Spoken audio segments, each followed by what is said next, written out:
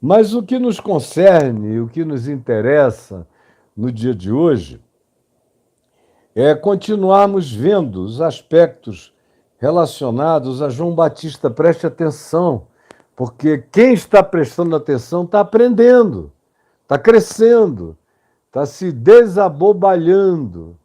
O Evangelho nos desbestifica, o Evangelho nos desimbecializa, o Evangelho tira de nós essas pré-compreensões. É mais difícil na cabeça de quem já chega condicionado, ou pré-determinado, ou preconceituoso, ou especialmente horrorosamente difícil para quem já se submeteu a uma lavagem cerebral religiosa. Aí é complicado demais. Tá bom, Gabriel, chega de fazer trocadilho com bofe, com dois Fs e bofe de bofe. Então tá legal, você já repetiu 3 vezes. Ali, tá bom, meu irmão? Já participei, todos nós. E quem vai entrando aqui, por favor, vá colocando logo o seu dedinho aí no like, vá dizendo amém para aquilo que você veio buscar. Se você veio buscar a palavra do Evangelho que nós temos diante de nós. Então, ontem eu expliquei de maneira possível, dentro de 1 hora e 15 minutos, o que era a diferença, por exemplo, do arrependimento, da tristeza para a morte, que Paulo fala aos Coríntios, que ele queria que fosse produzido no coração daqueles que o estavam lendo um arrependimento para a vida, uma mudança transformadora, que é um dom da graça de Deus, que é um molestamento da graça. Antes de nós mesmos começarmos a pensar no assunto, é a graça de Deus que nos emula na direção do arrependimento, que nos propulsiona. Outra banda não saudável é a tristeza para a morte, que é aquele remorso que o cara sente quando constata a loucura, o mal que fez, a idiotice, as opções erradas, tudo isso, e fica triste, deprimido, sem uma reação transformadora, sem uma atitude de dizer: eu estou vivo e não vou morrer sepultado na minha própria tristeza.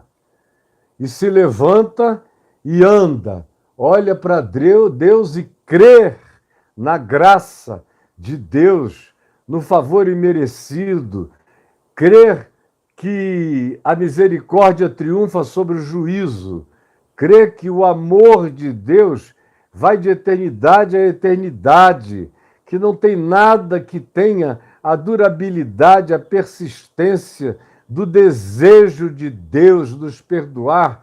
Por isso é que antes de criar, nós já nascemos perdoados, porque o Cordeiro de Deus foi imolado antes da criação de qualquer criação, como diz Paulo, como diz Pedro, como diz João no Apocalipse, imolado antes da fundação do mundo ou da criação de todas as coisas. E aí eu falei muito sobre o significado do arrependimento, da mudança de mente, da transformação de emoções, sentimentos, o que molda o caráter, o que transforma o comportamento, as atitudes e o caminho concreto da gente. E aí, quando nós chegamos nesse ponto, eu disse que nós teríamos que esperar o dia de hoje, porque ontem nós já tínhamos esgotado o tempo. Então, isto dito, eu quero continuar. Produzir, pois, fruto digno de arrependimento.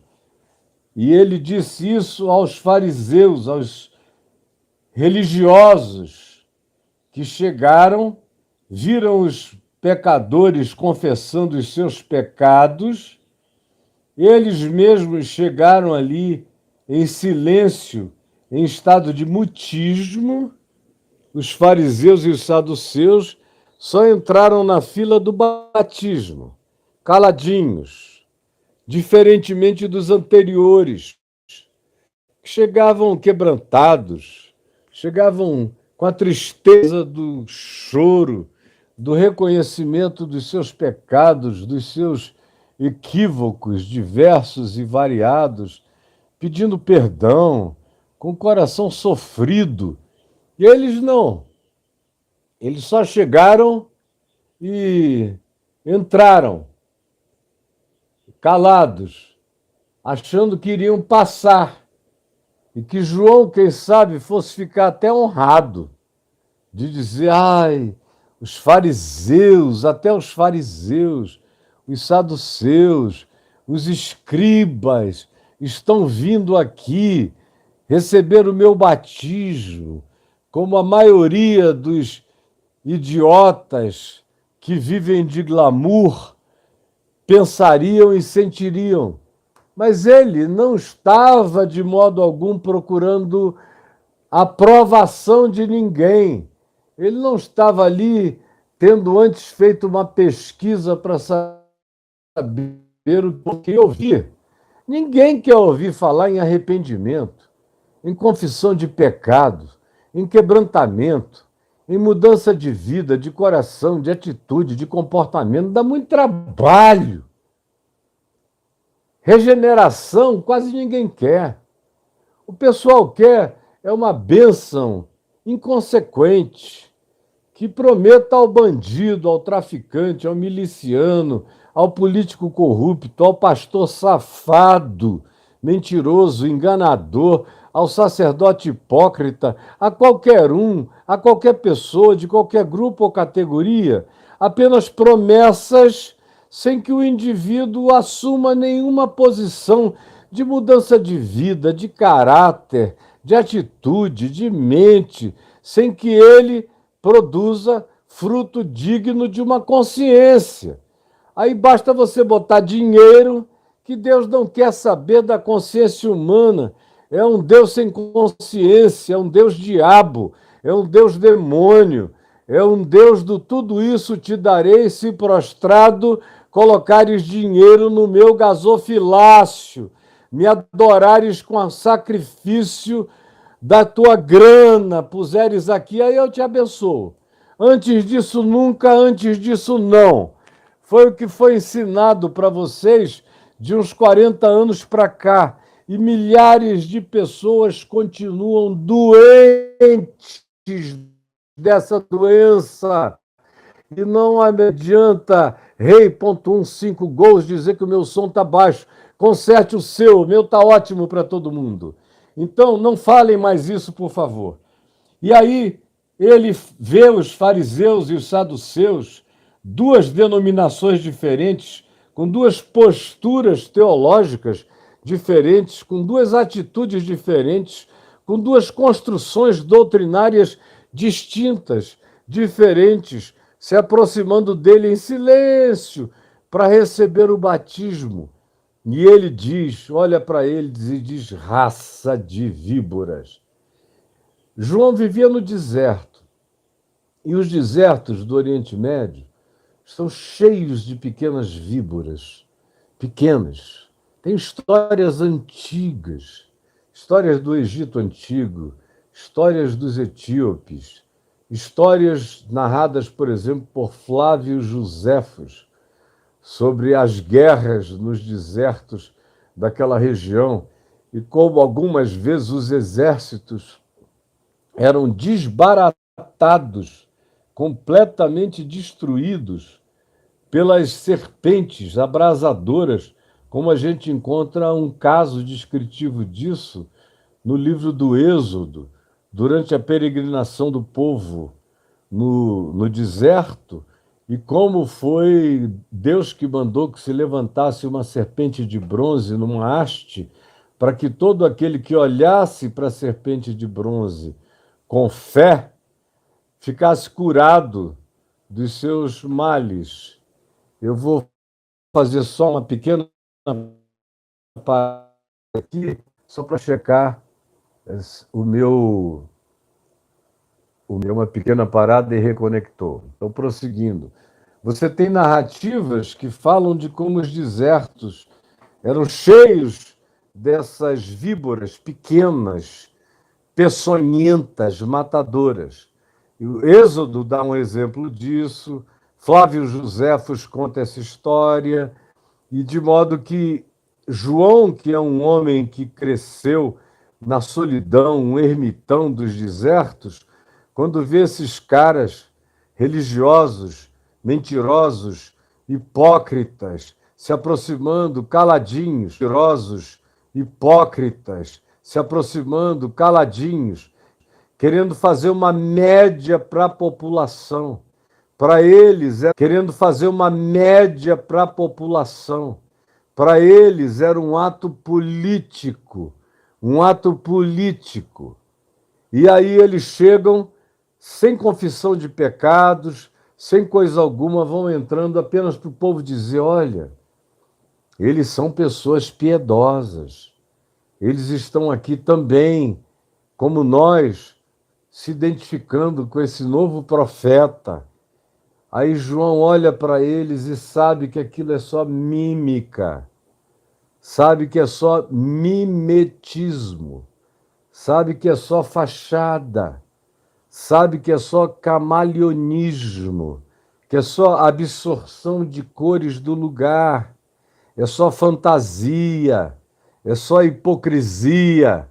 E aí lhes diz raça, que eu falei ontem que era uma palavra muito forte porque designava aquela qualidade de víbora peçonhenta, aquela pequenininha do deserto que João estava acostumado a encontrar, que nem todo mundo conhecia tão de perto quanto ele, mas ele discernia naquela atitude a mesma atitude das víboras do deserto.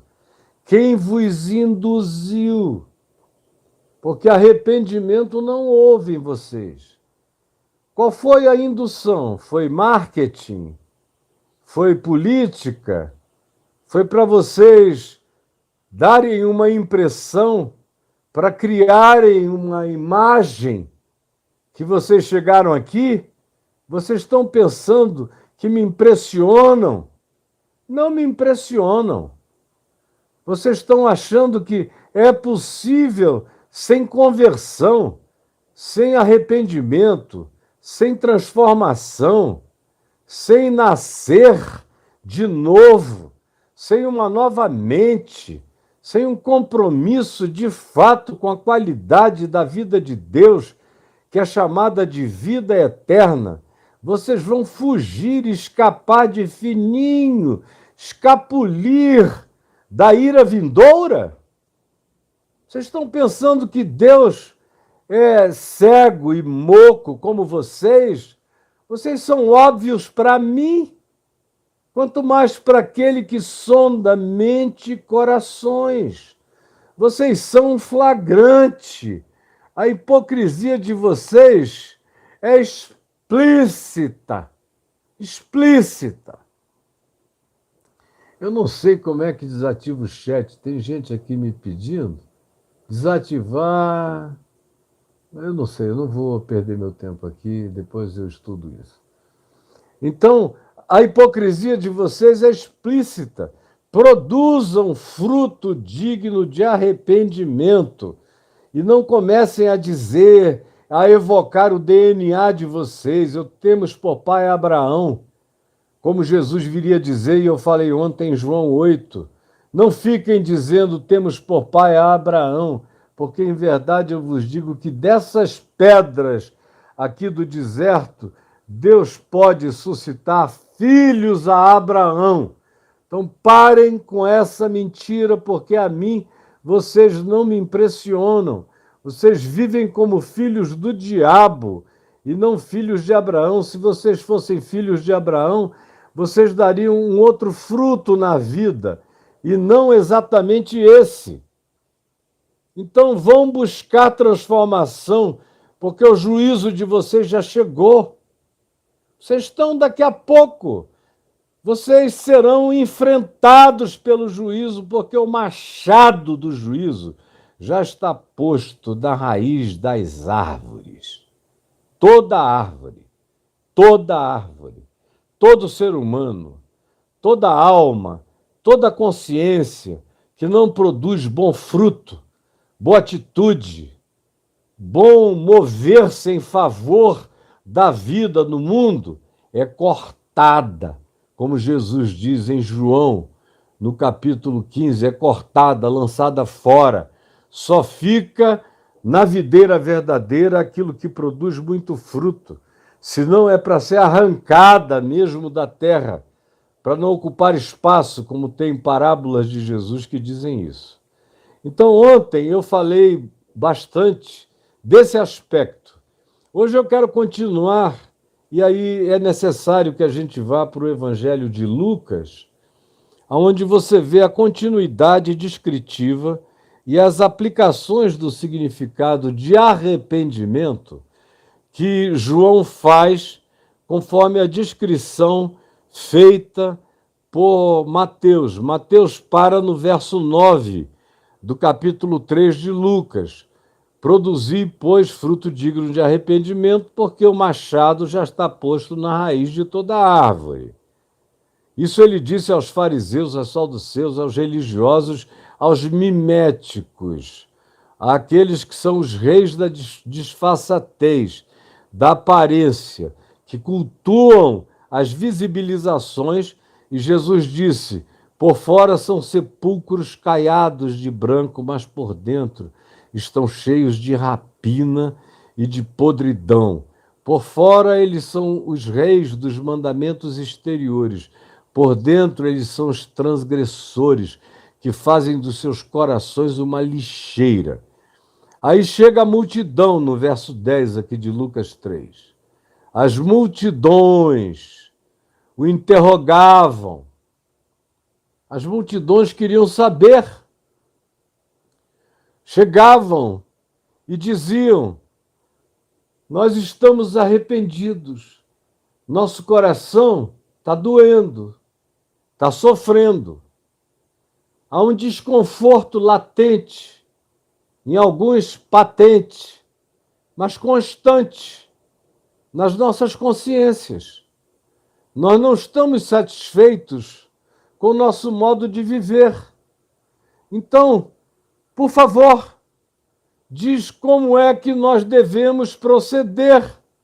Fala. Aí João Batista ouviu a sinceridade da pergunta das multidões, das pessoas. Era um grupo onde tinha gente de todos os tipos. E ele vai respondendo, cada um daqueles aos quais ele menciona aqui são proponentes de perguntas. Por exemplo, verso 11 de Lucas 3 diz: respondeu-lhes: quem tiver duas túnicas, presta atenção, quem tiver duas túnicas, tiver roupa sobrando, eu, por exemplo, tenho roupa sobrando. Se eu não falasse na televisão todos os dias, desde 19 anos de idade, eu podia ter muito menos roupa do que eu tenho.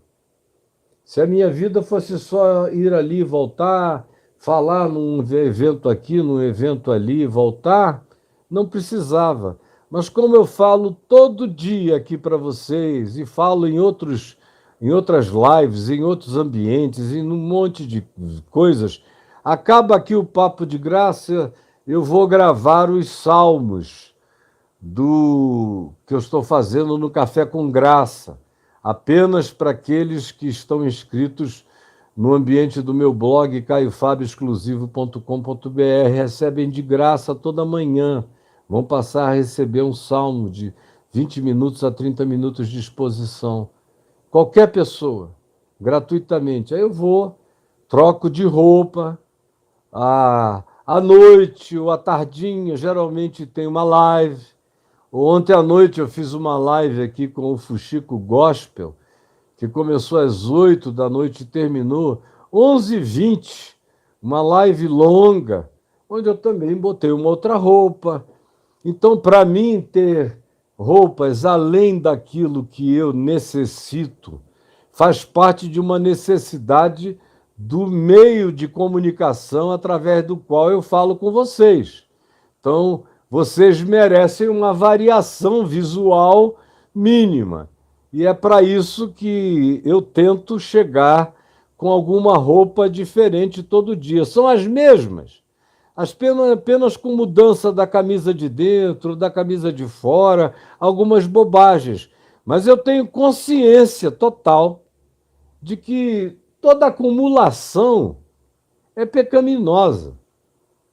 Quando eu vou emagrecendo muito, e eu tenho ainda roupas, eu tinha roupas do tempo que eu estava gordinho, ou gordão, para o meu gosto, gordão, com 125 quilos de peso, e eu perdi 45 quilos. E todas aquelas roupas eu dei, eram muitas roupas. E atualmente eu tenho perdido ainda mais peso. Com a dificuldade de saúde gastrointestinal que eu tive há 10 dias atrás e que se prolongou a semana inteira, eu perdi 4 quilos rapidamente. Eu estava com 70 quilos, eu estou tentando recuperar, porque a média razoável para mim hoje em dia é 74, no máximo 75, tá bom. Eu me sinto confortável. Então, eu privilegio hoje em dia as roupas do meu tamanho, do meu peso, do meu conforto. E tenho um pouco mais do que eu precisaria só por causa dessa variedade que eu expliquei aqui. Do contrário, ia tudo para um monte de gente. Como eu vou vendo coisas, às vezes que eu ganho e que estão maiores do que eu preciso, eu poderia trocar ou tudo mais, mas vejo gente que precisaria imensamente daquilo que eu tenho, e eu vou lá e passo adiante. O que João está dizendo aqui é não acumulem. Túnicas naquele tempo eram um luxo extraordinário, era um grande luxo. Nem todo mundo tinha 2, 3 túnicas. Muita gente tinha uma túnica só e achava que era o suficiente. Quem tiver 2, dê uma para quem não tem nenhuma, para quem está andando aí coberto com pano de saco. Reparta com quem não tem. E quem tiver comida, comida para todo dia, comida para compartilhar, mesmo que você não tenha comida acumulada em nenhum lugar, mas se você tem todo dia o pão daquela necessidade, e você encontra pessoas que não têm o pão para o dia de hoje, faça o mesmo, divida, compartilhe, prepare um farnelzinho. Tem muita gente que passa aqui na porta de casa pedindo dinheiro. Eu digo, escuta, você não quer levar comida? Se você quiser comida, eu te pego ali sacos de arroz, de feijão, de outros elementos não perecíveis. Coloco tudo aqui na tua mão. Você quer? A maioria absoluta diz que sim. E quem diz que não quer, não está de fato necessitado e é para desconfiar das intenções. Mas se você tem, vá lá e pegue e ajude quem não tem. E não transfira essa responsabilidade para o Estado, como todo mundo tenta fazer, para aliviar a consciência e dizer, que essa é a obrigação do Estado, eu já pago o meu imposto. Eu também. Mas se tem alguém que, apesar de eu pagar o meu imposto e apesar do Estado, chega com fome na porta da minha casa, o Estado é o meu, é o do meu espírito, é um Estado cristão de ser. Então eu vou repartir com ele. Foram também a ele e perguntaram outro grupo, um grupo de marginais, um grupo de repudiados, um grupo de publicanos, de traidores da pátria. Os patriotas de Israel odiavam os republicanos porque eles não eram patriotas. E ficaram com muita raiva de Jesus, porque Jesus acolhia os não patriotas, os publicanos, E fez pior ainda na visão dos patriotas judeus. Ele chamou um deles, o maioral de todos os publicanos, que eram os cobradores do imposto dos romanos, que era imposto sobre o povo de Israel, porque os romanos não trabalhavam, não faziam nada. Eles viviam dos seus exércitos, tomando nações, e viviam da produção agropecuária e dos tesouros minerais e das joias e das riquezas das nações que eles despojavam e dominavam, como aqui era o caso em Israel.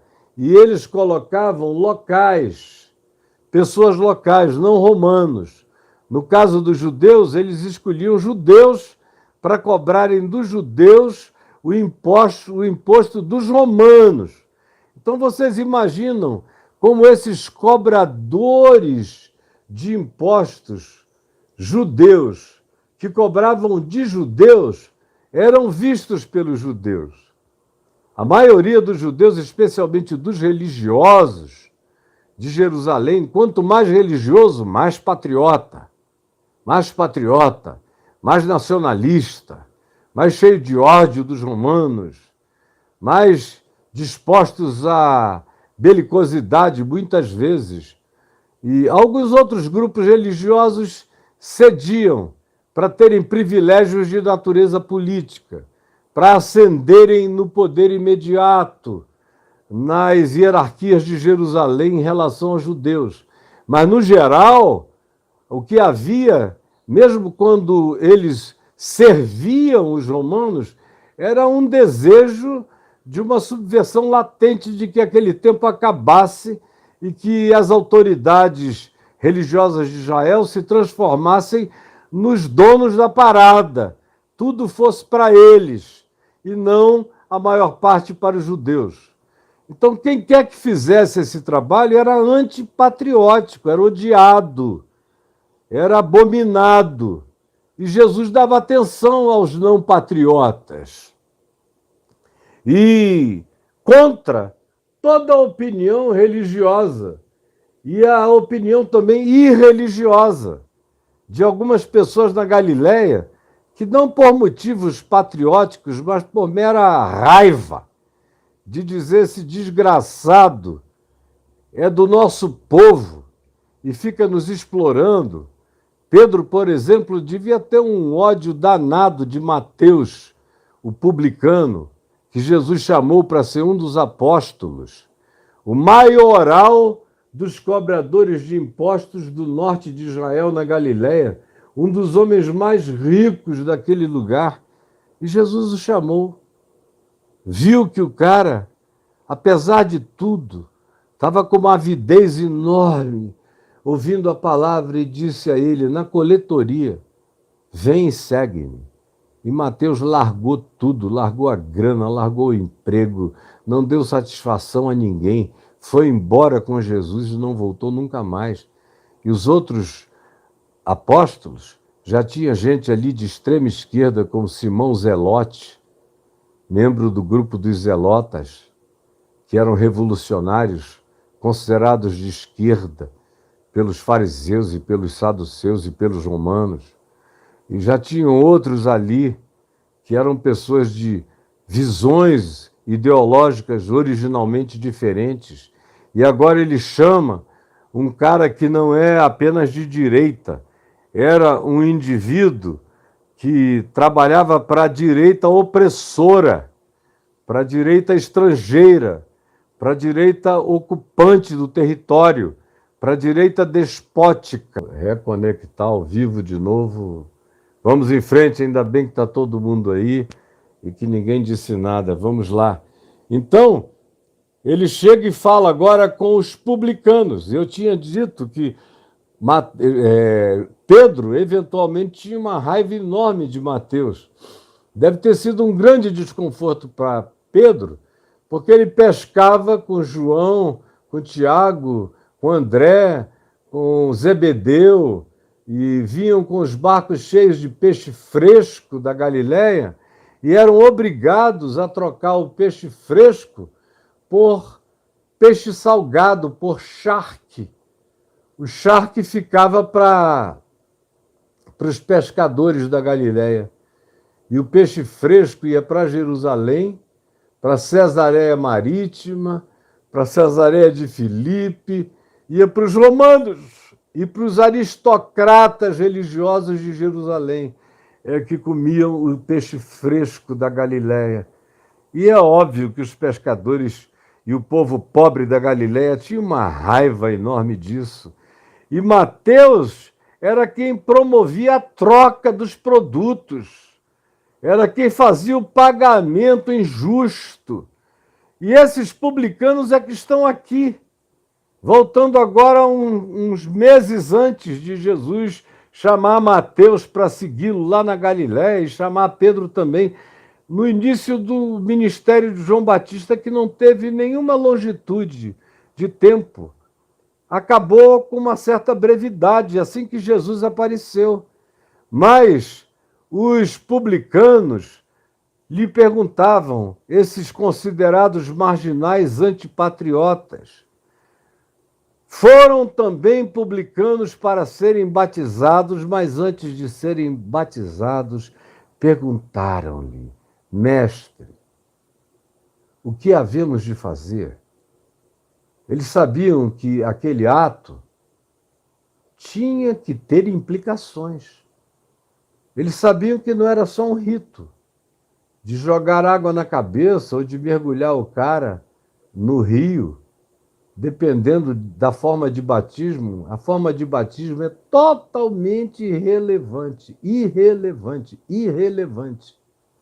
Se fosse relevante, se dizia João os mergulhava no Rio Jordão, mas era de total irrelevância. Em Israel tinha todo tipo de batismo.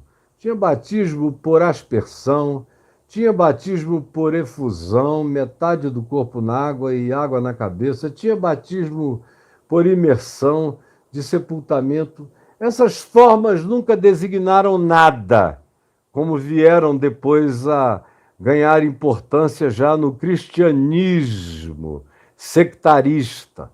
Mas, originalmente, nenhuma importância, porque batismo, como vocês deveriam saber, não salva ninguém.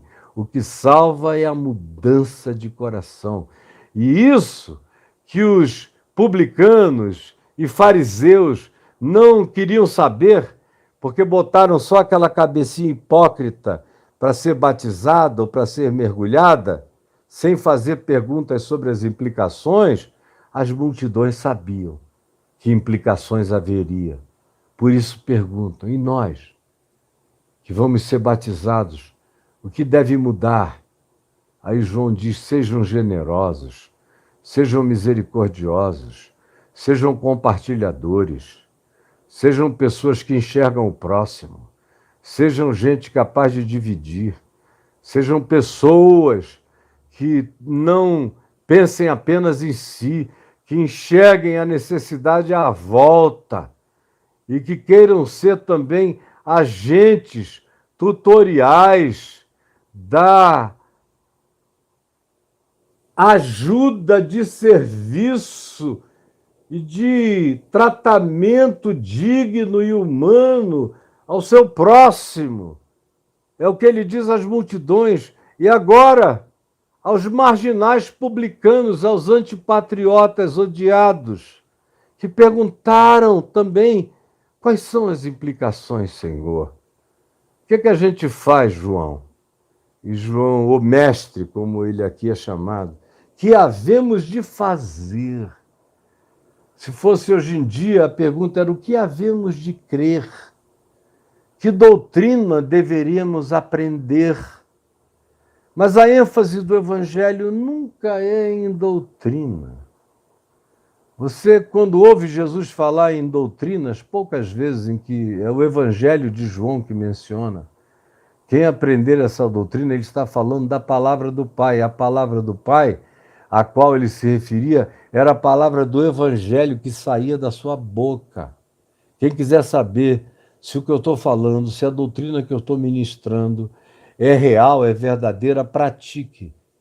Ele diz isso lá em João, no capítulo 7, no verso 14. Pratique. Só praticando vocês vão conhecer a realidade, a veracidade do meu ensino e como ele não é meu, como ele vem do meu Pai.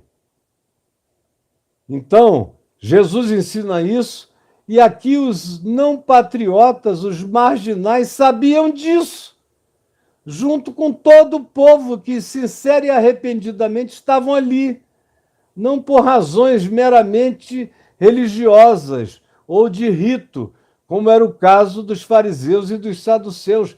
Ao contrário, era gente que queria saber as implicações para assumir as transformações, a conduta, o procedimento, a atitude, e lhe perguntam: e nós, publicanos, o que é que nós devemos fazer?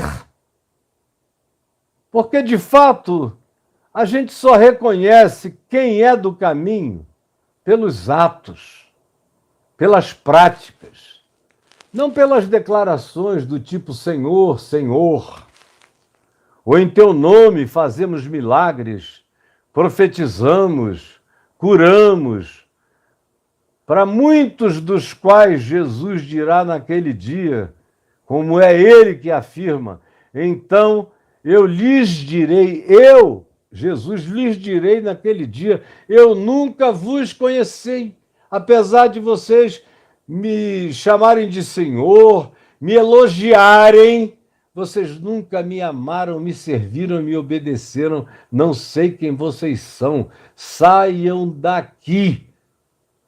Saiam daqui, porque eu não conheço vocês.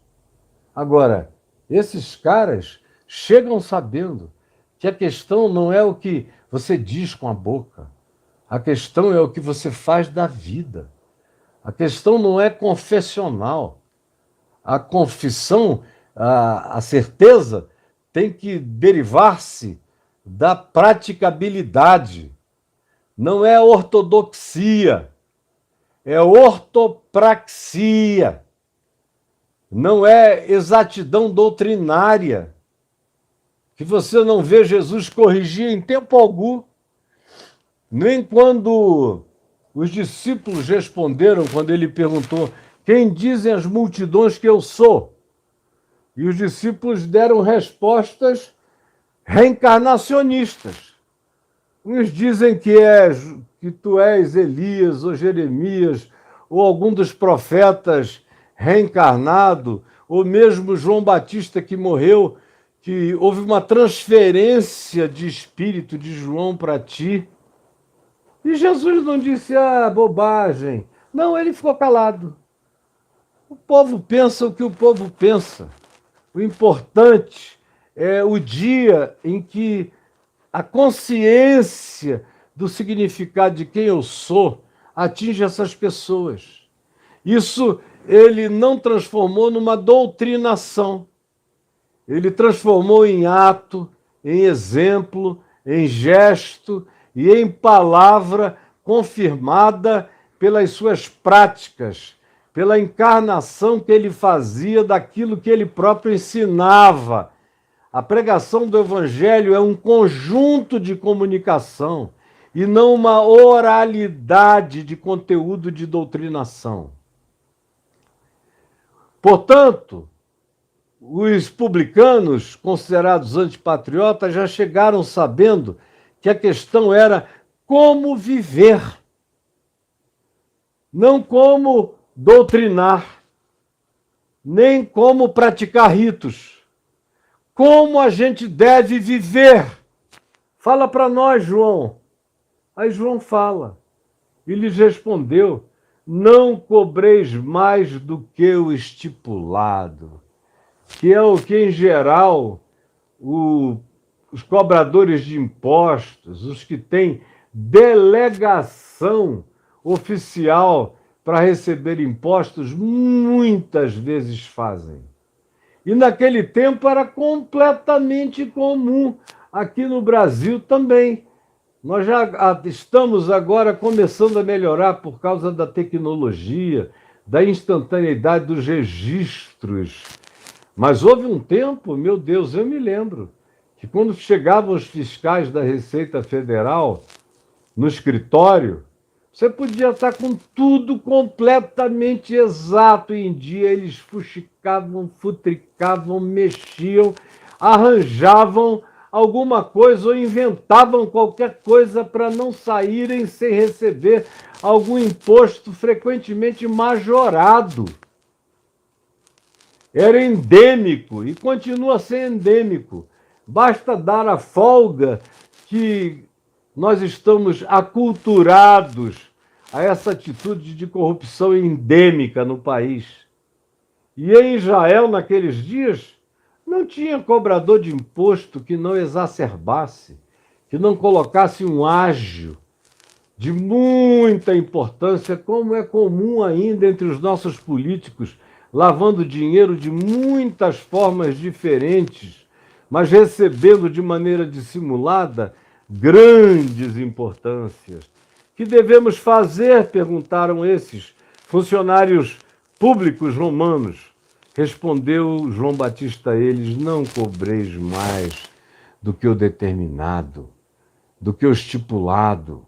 Vivam do salário de vocês, não dos acréscimos, da furtividade, da malandragem, da esperteza. Se for assim, voltem para casa, senão vai ser só um banho. Vocês vão molhar só a roupa e o cabelo e vão voltar completamente imundos, com o coração podre e corrompido, como a gente vê acontecendo nos batismos aos milhares todos os anos, no meio cristão, de gente que se batiza só para se batizar, só para pertencer ao clube, só para ser membro da agremiação, só para ser identificado com aquele grupo, só para fazer parte da congregação, só para ter acesso aos privilégios comunitários assim interpretados, só para virar obreiro, só para seguir uma carreira que eles já perceberam que pode ser muito lucrativa. Alguns desses espertalhões que têm uma vocação enorme para serem camelôs, aonde quer que cheguem, para venderem o produto fajuto que lhes seja ensinado a vender. Mas aqui, no caso desses, eles sabem que era necessário aprender a viver. Era necessário fazer. Era necessário mudar. Como já dizia o meu irmão de leite, Soren Kierkegaard, no caminho, o importante é como, muito mais do que o quê. E eu concordo em gênero, número e grau com essa frase dele. No caminho, mais importante é como, muito mais do que o quê. É o que Tiago diz. Não adianta tu me dizeres o quê. O quê é a doutrinação. Porque eu, com o meu como, com a minha prática, com a minha ortopraxia, com as minhas obras, te demonstro o que eu creio, com o meu modo de viver. E tu não demonstras nada, com a tua fé inconsequente, cheia de ortodoxia e sem ortopraxia, sem levar para a prática cotidiana o exercício do evangelho como encarnação na sua vida.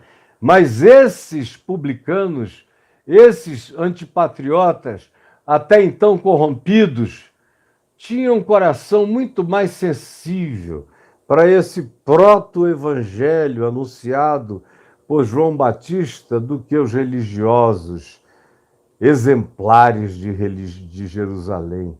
Disseram o que havemos de fazer. E no caso deles, o arrependimento tinha que tocar a área mais vulnerável da vida deles. A maior vulnerabilidade de quem lida com dinheiro, de quem gosta de dinheiro, é o que o cara faz com o dinheiro. Como ele ganha, o que ele faz para ganhar, o que ele se capacita ou se disponibiliza a negociar, a relativizar, para acessar o dinheiro. E uma vez que ele acesse e já praticou ilicitudes para acessar, já assumiu a filosofia de que os fins justificam os meios, e uma vez que faça isso, ainda emprega o dinheiro de maneira perversa, maligna, egoísta, centrada, totalmente voltada para os seus próprios caprichos, invisibilizando a tortura praticada contra o pobre, que dá o que tem e o que não tem, e se não tiver, será punido por não ter tido. Esse era um ponto nevrálgico, esse era um nervo exposto daquele grupo, chamado no Novo Testamento de publicanos, e que eu já expliquei quem eles seriam nos dias de hoje. Funcionários públicos corruptos, trabalhando para uma banda podre desse Estado que era opressor e despótico o tempo todo. Mas eles sabiam que alguma coisa tinha que mudar. O que havemos de fazer? Não cobreis mais do que o que está estipulado, do que o que vem na tabela. Porque senão vocês se tornam diabos piores do que os romanos. Vocês se tornam piores do que os déspotas que deram as ordens impositivas de cobrança de um imposto que não é devido aos romanos. Ao contrário, um imposto que deve ficar e deveria ficar com o povo que produziu a riqueza para o bem, para a ascensão e para a saúde deles próprios. Mas não, todo opressor acachapa o produtor da riqueza, o trabalhador que se esforça, sua, geme, como diz o irmão de Jesus Tiago no capítulo 5 da sua epístola, que o Senhor Deus ouve o clamor dos ceifeiros no campo, clamando por justiça, e esse clamor chega aos ouvidos do Senhor dos Exércitos. É o que Tiago diz. Isso não está passando despercebido diante do Senhor. Não passará jamais. Você que pratica isso, preste atenção. Ou você tem essa atitude de mudança de mente e coração, ou mais cedo ou mais tarde você vai conhecer a implicação disso. Não há escapatória. E se você achar que está morrendo sem ter sido descoberto, cara, você é mais idiota do que eu imaginava. Porque você é um flagrante permanente diante de Deus. Você pode escapar até da justiça dos homens, mas você, inapelavelmente, vai ser julgado, vai ser cobrado e vai pagar até o último centavo, conforme Jesus diz aqui em Mateus, no capítulo 18, e daqui a um tempo nós vamos chegar lá. Não cobreis mais do que o tabelado, o estipulado. Aí vieram os soldados. Aí tem soldados do templo, soldados que trabalhavam para as autoridades judaicas e soldados também remunerados pelos romanos, porque não havia romano para preencher todas as vagas do exército, das legiões romanas. Então, o que é que os romanos faziam? Já vinham fazendo há muito tempo e fizeram cada vez mais. Como os romanos de Roma não queriam ir para a guerra, só queriam viver da expropriação das legiões, o que as legiões tiravam, roubavam, espoliavam dos povos tomados e ocupados, e era disso que Roma vivia. Roma era uma grande prostituta, uma grande sanguessuga, como descreve o livro do Apocalipse, eles também eles alugavam serviços, eles contratavam mercenários, e dentre esses havia mercenários judeus também, e que chegaram a João Batista e perguntaram: e nós? E nós? Que executamos a lei para um grupo despótico, que é capaz de erguer cruzes e colocar pelo caminho de norte a sul de Israel, para que as caravanas passem e vejam centenas de seres humanos crucificados à margem do caminho, para que a cada légua de distância alguém lembrasse o que acontece com quem não obedece aos romanos. E nós, que somos os que pregamos as pessoas nas cruzes, ou as amarramos para ficarem dias morrendo de sufocação, nós que levantamos a crucificação, a madeira, o madeiro da morte deles, nós que damos cobertura àquilo que muitas vezes nós fazemos com o coração constrangido, envergonhado, entristecido ou sangrando, nós que somos remunerados para cumprir frequentemente o que nós detestamos, nós que vivemos de uma forma constrangedora diante da nossa própria família, dos nossos pais, de nós mesmos, que cumprimos um papel que muitos acham que é completamente necessário. E, de fato, quando é cumprido de maneira correta, é imprescindível. Mas, nesse caso aqui, eram pessoas que sabiam que nas mãos dos romanos não havia equanimidade sendo buscada, nem o devido processo legal, nem nada disso. Isso só existia, o tal do devido processo legal, para quem era cidadão romano, como Paulo. Se não fosse cidadão romano, qualquer um outro que não fosse romano ia direto para a cadeia, ia direto para a morte. A sentença era determinada pela autoridade de acordo com o humor ou com o capricho do dia. E quem executava eram os soldados. Soldados, que eram aqueles que viviam do soldo e praticavam as coisas porque eram pagos para fazê-las. E nós o que faremos? E João lhes disse: a ninguém maltrateis.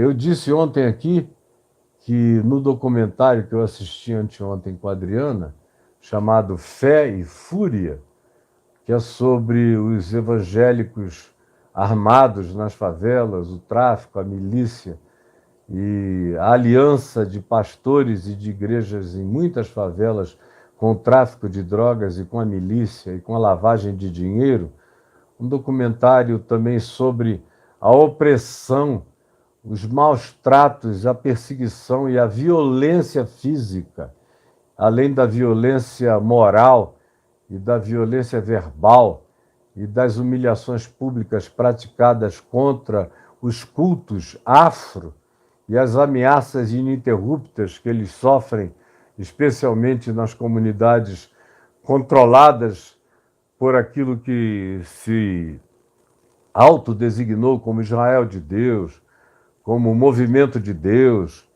como milícia de Deus, como qualquer outra coisa de Deus, mas que não passa de grupos que nunca quiseram saber o que fazer. Receberam oferta de batismos e de salvação por dízimo. Lava o dinheiro aqui na igreja e o Senhor será contigo.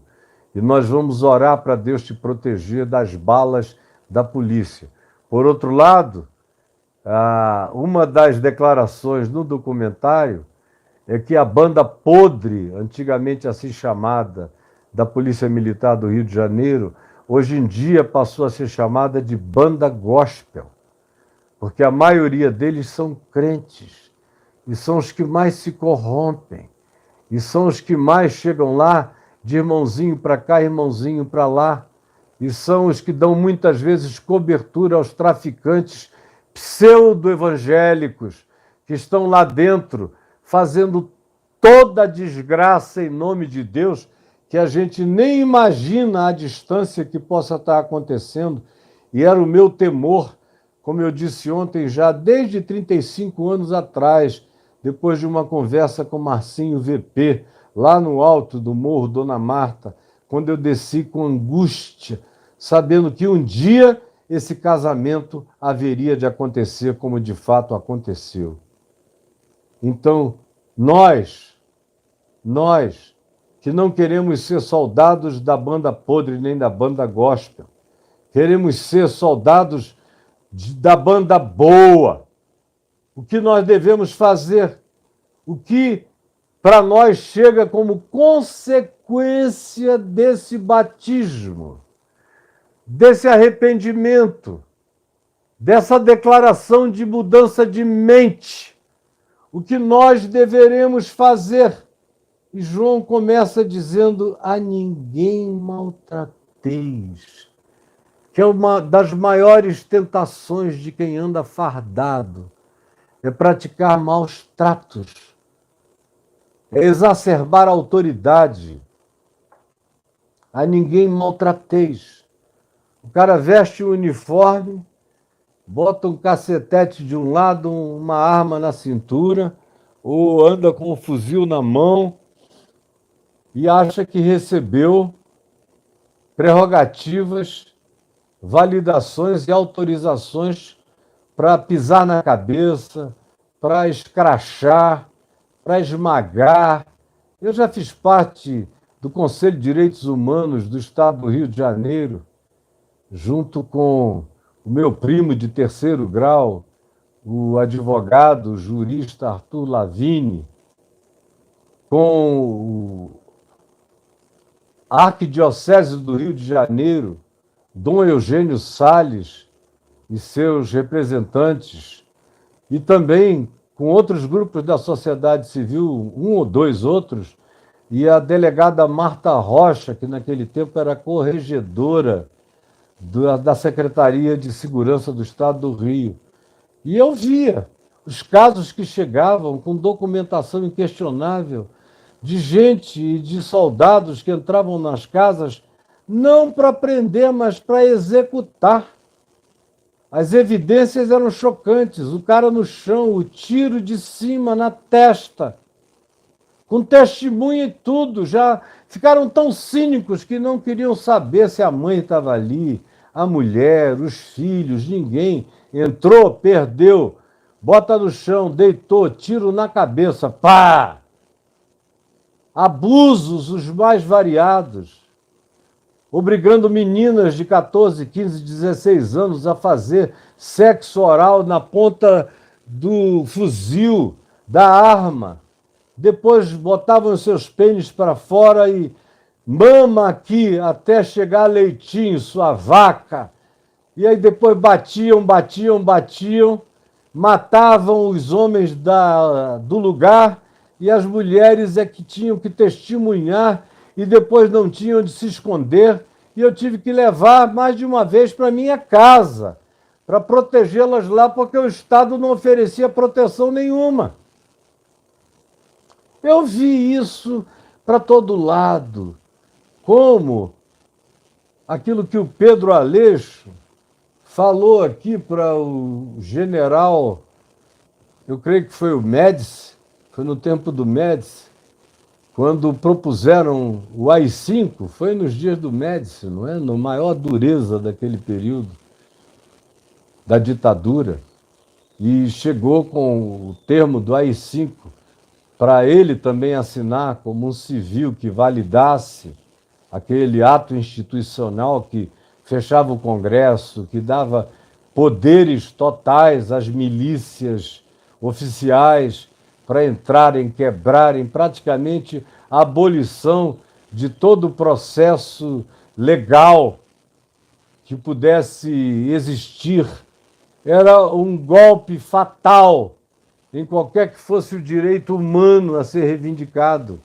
E aí o Pedro Aleixo leu o documento e ficou pensativo, sem conseguir assiná-lo, com a caneta na mão. E os generais em volta perguntaram: o que foi? O senhor não confia na gente? Ele falou: olha, nos senhores eu posso até confiar. Mas e o guardinha da esquina? O que o guardinha da esquina vai fazer com essa autorização? Ele vai quebrar, arrepiar, matar, arruinar. Ele se sentirá empoderado como um Deus frustrado que recebeu poderes onipotentes para se vingar, nem dos outros, mas do ódio e da frustração que ele carrega dentro de si mesmo e do próprio coração. Que faremos nós? Perguntaram os soldados. É uma mensagem que muito evangélico aqui não quer ouvir de jeito nenhum. Que faremos nós? A ninguém maltrateis. Porque hoje em dia, no meio evangélico, tem muita gente advogando maus tratos mesmo. Na internet, abertamente. Tem que matar esses canalhas, esses bandidos. É o pessoal que adotou a doutrina do Messias, que diz que bandido bom é bandido morto. Nós o que faremos? João diz: a ninguém maltrateis. Ninguém. Você está me ouvindo? Policial cristão, a ninguém maltrateis. Cumpra o seu trabalho. E o seu trabalho não é maltratar. O seu trabalho é prender, o seu trabalho é impedir, o seu trabalho é conduzir até ao lugar onde inicia-se o devido processo legal. Com todo respeito, porque quem não respeita direitos humanos de bandido acaba se tornando mais bandido do que o próprio bandido. É isso que muita gente não consegue entender. A minha autoridade só se mantém se eu não nivelá-la com a autoridade daqueles que, tendo autoridade, a violam contra a realidade da dignidade essencial, mesmo daqueles que transgridem a lei. É isso que a nossa Constituição determina, e muito antes da nossa Constituição, é isso que o Evangelho de Jesus determina. A ninguém maltrateis. E aí ele prossegue e diz: não deis denúncia falsa, não façam BO, fantasma, não plantem evidências mentirosas, como acontece o tempo todo. Os caras já levam a evidência para que, não havendo nada, como é casa de pobre, eles plantem a evidência. Como eu vi eles fazerem na Fábrica de Esperança, que eu presidia, uma das coisas mais lindas que já aconteceram no Rio de Janeiro e no Brasil. O mundo inteiro reconheceu a maravilha daquele projeto que o governador odiava, o prefeito odiava, e botou a polícia militar tentando incriminar alguma coisa, e como éramos vizinhos da favela de Acari, do Amarelinho, Barros Filho e um monte de outros grupos de favela daquela região do Rio de Janeiro, dos quais nós conseguíamos tirar 24 mil crianças, adolescentes e adultos carentes por dia para dentro dos nossos 66 projetos e dos nossos ambulatórios e clínica dentária e tudo que, se você quisesse, tinha lá. Meu Deus, em parcerias com grandes multinacionais, ajudando aquelas milhares de pessoas, e o governador e o prefeito com ciúmes.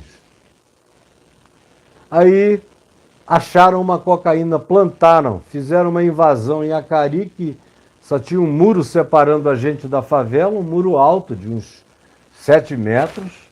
Eles pularam o muro e puseram uma cocaína num galpão lá dos fundos da fábrica, onde ninguém ia. Esconderam lá. E o que aconteceu? Aí logo depois a polícia veio, entrou pela frente, pediu para vasculhar, porque disse que os traficantes tinham pulado para lá. Foram lá e voltaram com um saco de cocaína, com alguns papelotes, e já foram dizendo: achamos a fábrica de Esperança escondia cocaína para os bandidos de Acari. Aí, policiais de dentro da corporação, do 9º Batalhão daquela região, inconformados com a mentira que foi plantada pelo coronel Marcos Paz, sob a ordem do general Cerqueira, aquele mesmo que se orgulhava de dizer que tinha matado e executado Lamarca, e que era o chefe de segurança do Estado do Rio de Janeiro no tempo do governador Marcelo Alencar, e que tinha sido o mentor daquela construção para me aniquilar. Pois bem, alguns soldados do batalhão não conseguiram engolir, sabiam o que tinha acontecido e começaram a mandar cartas, contando a história inteira e mandando a gente averiguar o tempo da apreensão daquele pó. E aí o advogado da fábrica pediu para que fosse feito um exame forense no material apreendido e se designou com toda a clareza inequívoca de que era um pó apreendido um ano antes, numa comunidade diferente do Rio. Eles tiraram do estoque deles, policial, para colocar e plantar a evidência lá. Isso acontece em muitos lugares, em muitos níveis e em muitas instâncias. Isso é antigo, tão antigo quanto a mentira. Então, João diz: não deis denúncia falsa. Não inventem, não especulem. Ou tem provas concretas, reais, palpáveis, para configurar uma denúncia? Do contrário, não inventem. Não deixem que o orgulho da missão tome conta da missão, que não é seguir as pulsões do orgulho pessoal de um soldado que quer sempre voltar de uma campanha dizendo: trouxemos tantos, toda vez que eu saio não volto com as mãos vazias. João diz: não façam isso, não inventem prisões, não inventem bandidos, e se forem bandidos, não inventem evidências. Se não tiveram e não pegaram evidências, será numa próxima vez, mas não produzam fantasmagoria marginal contra ninguém. Mesmo que vocês tenham convicção no coração. E a última coisa que João diz aos soldados, aos militares, é: contentai-vos com o vosso salário, contentai-vos com o vosso soldo, contentai-vos. Vocês recebem tanto, esse foi o contrato. Não fiquem pegando bola, fazendo achaque. Antigamente, o nome do achaque era mineira. Aí, no fim da década de 80, início dos anos 90, eu me lembro que as famílias dos traficantes de Acari e adjacências me diziam que uma vez por semana, pelo menos, a polícia entrava lá só para pegar a mineira da semana. E a mineira da semana era em torno de $10.000, que era dividido entre aquele grupo corrupto, que daquele batalhão específico, que se oferecia antes de tudo e de todos para entrar sempre nas favelas onde eles já tinham a bola guardada, já tinham a mineira preparada, já tinham o achaque contratado. Contentai-vos com o vosso soldo. Que arrependimento tem que tocar no nervo mais sensível do coração da gente. Você que está aqui, onde é que o arrependimento mais tocaria em você? Mais mexeria com você? Que dimensões da sua vida você precisa renunciar? Tem alguém dizendo aqui: aos políticos progressistas o Caio passa pano. Está mentindo contra a verdade. Não passo pano para ninguém. Para ninguém. para ninguém. Nunca passei nem passarei. E você, meu filho, deixa eu ver qual é teu nome, tem uns que nem... Ó, Incrível Destino. Não é esse, não é. É você, Evandro Coelho Batista. Aos políticos progressistas só passa pano. Você é um caluniador mentiroso. Está pecando contra a verdade. Você, de fato, está chamando juízo sobre a sua cabeça, Evandro. É isso que eu te digo. E é isso que você tem que saber. Teu arrependimento tem que passar por uma conversão ideológica. Eu não sou de direita, não sou de esquerda, não sou conservador, não sou progressista. O que eu digo vem do Evangelho. E se você diz que o que eu digo é progressista, é porque você não gosta do que o Evangelho diz. Eu não estou inspirado em Karl Marx, não estou inspirado em nenhum fórum progressista, não estou inspirado, não faço parte de nenhum partido, de nenhum grupo, de nenhuma fraternidade que se declara progressista. Eu faço parte da fraternidade do Evangelho, aonde as pautas são as pautas do Evangelho, pautas que você não gosta, não reconhece, odeia e abomina, porque o arrependimento do Evandro Coelho Batista não chegou nesse nível da blindagem, da dureza do coração dele. No dia que ele chegar ao Evangelho, entender o Evangelho e se converter a Jesus, você, Evandro, vai chamar o arrependimento para a sua vida e com vergonha você vai associar esse dia, essa acusação, essa calúnia, as tristezas do seu coração, que eu espero que sejam tristezas para a vida, que sejam arrependimento e não remorso. Entendeu, Evandro Batista? Pois bem, então, o arrependimento tem que nos tocar naquelas áreas mais nevrálgicas do nosso ser. Mais nevrálgicas. Eu vejo, às vezes, pessoas dizendo, eu me converti, parei, um monte de coisa. Aí eu vou ver, era um cara que diz que parou de dançar e nunca dançou. Não, eu não bebo mais. Eu digo, cara, você nunca bebeu. Mas eu sei que ele mente pra caramba, que ele não consegue contar uma história verdadeira, verdadeiramente até o fim. Tem que exagerar, tem que suprimir, tem que inventar alguma coisa a mais, tem que dourar a pílula. E eu sei. E ele pensa que não é enxergado. É lascivo pra caramba. Não pode ver uma bunda que quase quebra o pescoço, os olhos gulosos saltam, é invejoso.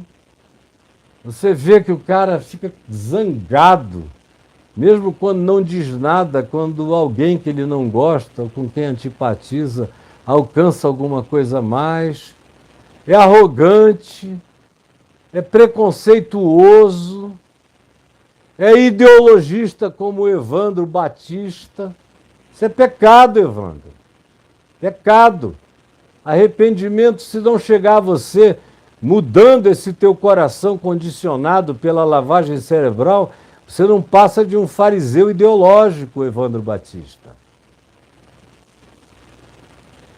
O arrependimento tem que tocar nas áreas mais sensíveis do nosso ser.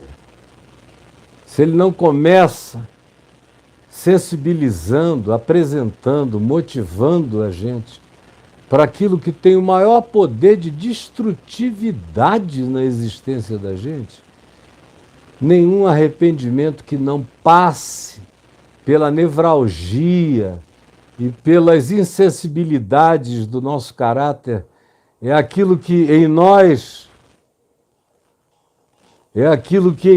mais machuca. Abrir mão, renunciar, porque é justamente aquela área na qual o nosso caráter é mais flácido. E olhando para ali agora, eu percebi que eu já falei 1h26. Então guarde isso. Hoje eu disse a você que o arrependimento tem que ter implicações e tem que mudar o que a gente faz, como a gente faz, como a gente vive. E para mudar o que a gente faz, tem que mudar antes o que a gente pensa. Se não tiver mudança mental, se não produzir o paradigma da mente de Cristo, da mente do Evangelho, da mente de Jesus, que é o Evangelho ensinado por Jesus, e que ele mandou que fosse ensinado a todos os povos e a toda criatura. Ensinado para ser praticado. Se não passar por aí, é como Pedro diz, esse batismo, metaforicamente, pode ser comparado a uma porca lavada. É como lavar um porco e não tirá-lo do chiqueiro. E o que eu tenho visto no meio religioso, a maior parte das vezes, há anos e anos e anos, eu sou um observador de dentro, há meio século. Eu vejo muito porco sendo lavado e que volta para o chiqueiro, a se revolver na lama. Eu vejo muito cão sendo banhado para depois se revolver no vômito, como Pedro disse. Eu vejo muita gente sendo batizada para continuar roubando, com uma espécie de pacificação superficial, porque o espírito religioso é esse. Dá para você agradar a Deus de um lado e fazer coisas totalmente diferentes da vontade de Deus de outro, se você se batizar, der o dízimo e frequentar o templo e cantar com a mão para cima. Deus prefere isso do que a transformação do teu coração, do teu caráter, da tua atitude, dos teus pensamentos, dos teus sentimentos, das tuas emoções, o que vão desaguar, desembocar numa nova maneira de viver. Como Paulo diz, escrevendo aos Efésios, no capítulo 4, ele disse, olha, já que vocês receberam a graça de Cristo, já que vocês dizem que o Evangelho entrou em vocês, então aquele que mentia não minta mais. O que roubava, não roube mais, antes trabalhe, para que tenha dinheiro, recursos nas suas mãos, com os quais, segundo João Batista, possa ajudar aos necessitados. Irai-vos e não pequeis. Não deixem a ira tomar conta de vocês, senão vocês vão virar diabos batizados. Mas se vocês alimentarem, derem lugar ao espírito de ira, de ódio, de supremacismo, de segregação, de separação, de julgamento, de juízo, vocês vão ser filhos do diabo. O diabo é o pai dos juízos, é o pai das calúnias, é o pai das injúrias, é o pai da mentira, é o pai do preconceito, é o pai do supremacismo, porque Deus não é diabo. Deus não faz acepção de pessoas. Mas você não entende nunca. Não é, Evandro Batista? Não entende nunca que Deus não faz acepção de pessoas. Ele ama a direita, a esquerda, o centro, ama todo mundo, ama qualquer um, mas vocês não, a religião não. E como você até hoje faz parte de um grupo de fariseu e saduceu que não confessa pecado só dos outros, ou que você supõe seja, você vem caladinho aqui. Mas eu te digo, volta para casa, menino. vai lavar tua alma, vai te arrepender. E depois vem aqui que quem sabe você será batizado com o Espírito Santo e com fogo. Antes disso, não. Arrependimento tem que mudar essa totalidade. Tem que mudar o meu carnegão para que o meu caminhar seja transformado, porque o meu caráter tenha sido totalmente modificado, como Paulo diz em 2 Coríntios, no capítulo 4. Se alguém, no capítulo 5, se alguém está em Cristo, é uma nova criatura, é uma nova criação, diz o texto original.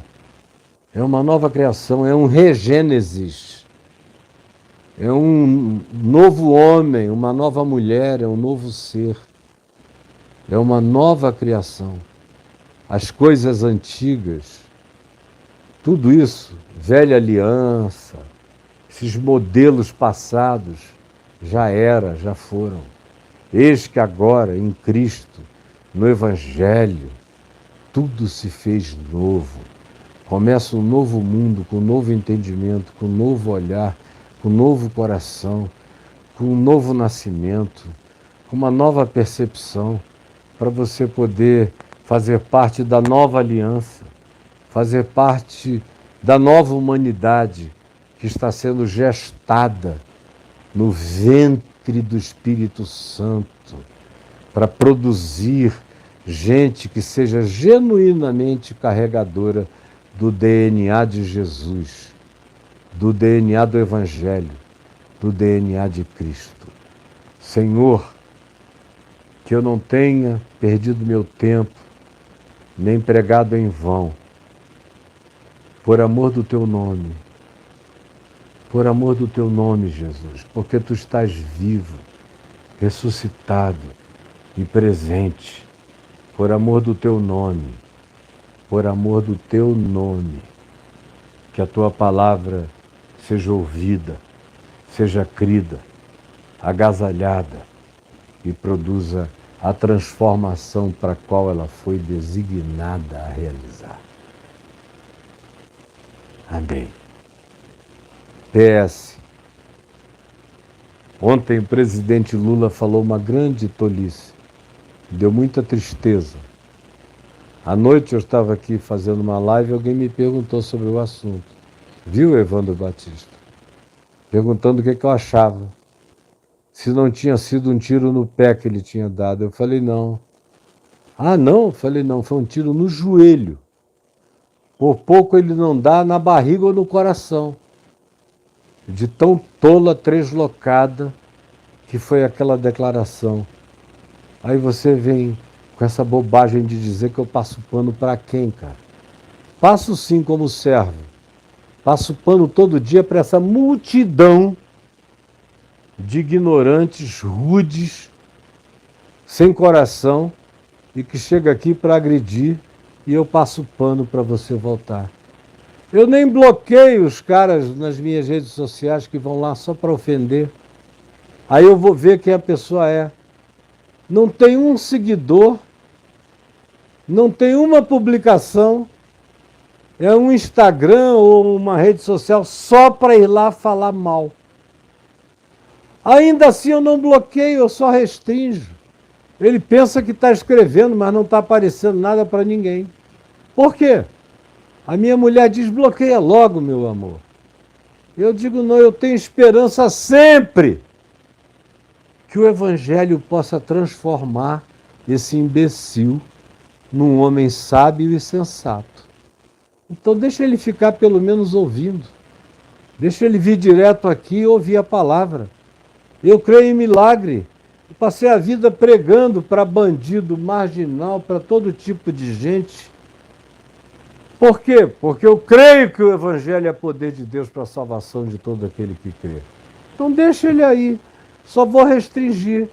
Ele mesmo está pensando que está falando. Para ele aparece o comentário, para mais ninguém. Só para mim e para ele. Eu sei que ele está aí. Como eu já vi muitos irem mudando, até o dia em que me pediram perdão. Só eu vi. Aí eu fui e tirei a restrição. E eles passaram a falar e a aparecer. Porque o meu coração passa pano sim para todo pecador, para todo maldizente. Eu restrinjo o empoderamento dele, mas não tiro dele o poder de continuar me ouvindo, me vendo, porque eu creio em milagres, em transformação do ser, em que um dia esse pessoal todo pode ter a venda dos olhos e genuinamente se converter. Que Deus te abençoe. Não saia sem deixar o seu like. E se você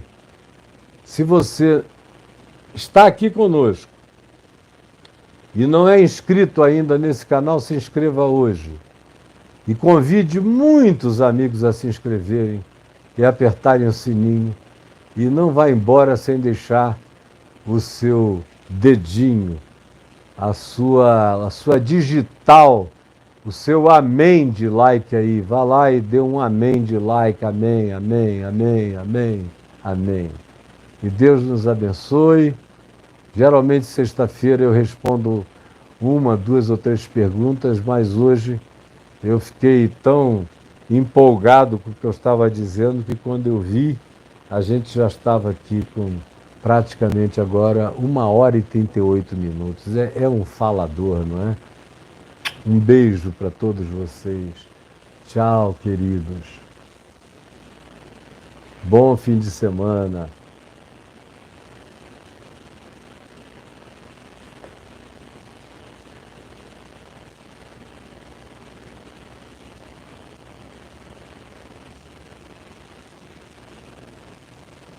Deixa eu ver. Eu estou apagando aqui, mas eu não consegui enxergar. É isso.